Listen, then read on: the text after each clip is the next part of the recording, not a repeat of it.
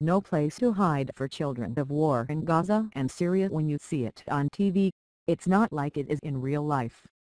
12-year-old Syed leans into a narrow concrete wall, staring at its rough gray surface as if his eyes could drill a hole to help him escape from his life. When we sat in the ambulance together, I thought he was going to live, so I felt a bit better. But by the time they reached the hospital, his little brother Mohammad was dead. 3 of his cousins were also killed the fateful day on July 16, as they played near Gaza's port when Israel shelled the area twice, in quick succession. Israel insists it doesn't intentionally target civilians, but Gaza is a sliver of a space, a densely populated and now dangerous place, where children have nowhere to hide. Hamas and other armed groups deny they use civilians as human shields, but we've also seen rockets being fired from inside buildings and from open fields. Friends turned enemies. Wars of our time are brutal battles that take the fight straight into streets and schools, leaving little in their wake. Children are dying in growing numbers and childhood itself is being destroyed. Last week in Gaza, the United Nations noted with alarm that a child was dying every hour. Before Gaza took over the headlines, it was the children of Syria who pricked the world's conscience. In a punishing war now in its 4th year, even the youngest of Syrians are in the sniper's sights. Even infants have been tortured. Millions of children live with hunger and fear, many suffering in areas under siege. With every trip to Syria, I began to realize that children were not just little people with heartbreaking tears or infectious smiles. They are on the front lines, able to tell their own compelling stories about the complex and consequential wars of our time. Over the past 6 months, I and director-cameraman Robin Barnwell followed the lives of 6 Syrian children. Their stories sketch a political and social map of their nation and provide a troubling glimpse into its future. "I'm only a child in age and appearance," Izzadeen, 9, says matter-of-factly. "But in terms of morals and humanity, I'm not." In the past, a 12-year-old was considered young, but not now. Now, at 12 years, you must go for jihad. Izzadeen looks like any 9-year-old, a kid with an impish smile who saunters about the schoolyard, listening to music on his headphones. But he's a refugee in a camp in southern Turkey in a world steeped in the Free Syrian Army, including a teenage brother who's already joined the fight across the border. Hundreds of miles away in Damascus, 14-year-old Jalal's world is rooted in steadfast support for President Bashar al-Assad, including a father and uncles who fight in a neighborhood defense unit. Jalal regrets that the crisis changed us.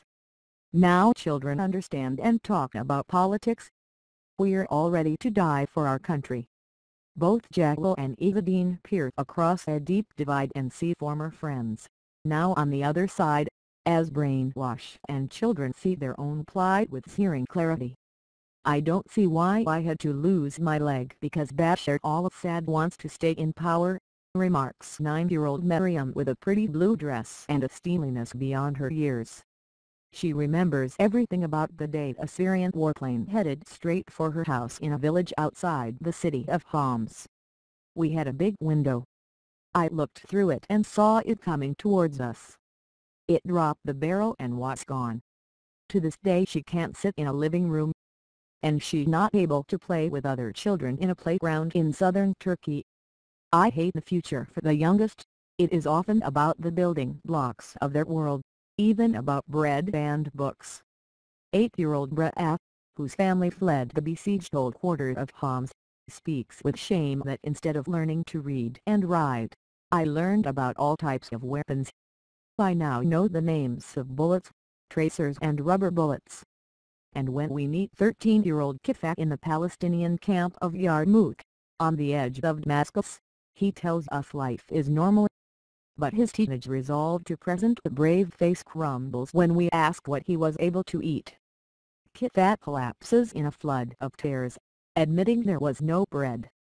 There's a new and troubling normal for children living in war. Are the children frightened? I ask Mohammad, who heads an extended family living in a cavernous shell of a building in the Gaza neighborhood of Syed. Children of every age huddle on the stairs behind him or sit cross-legged on a bare concrete floor.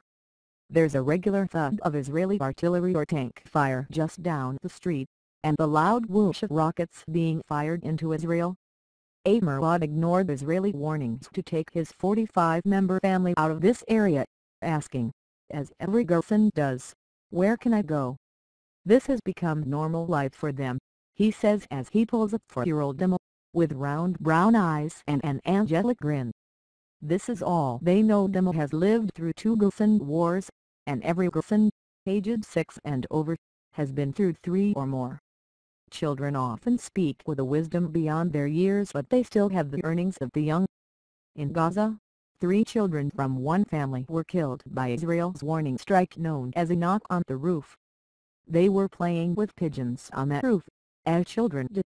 When I first reported on the deaths of the 4 children on beach, I was told by eyewitnesses that they had been scavenging for metal at the port to help support their families. Their fathers are fishermen who aren't allowed to take their boats out to sea. I asked Ramis Batayar, father of Mohammad and Syed, what the children had been doing that fateful day. "Oh, they were gathering pieces of metal for a game," he explained, as he received condolences at a morning tent a few streets from the beach. "It's just a little game they play about Arabs versus Israelis. In wars of our time, the games children play can be the game changers of their future. I hate the future so much," says 11-year-old Dad of Syria, who dresses in pink and has dark nightmares. "We might live, or we might die.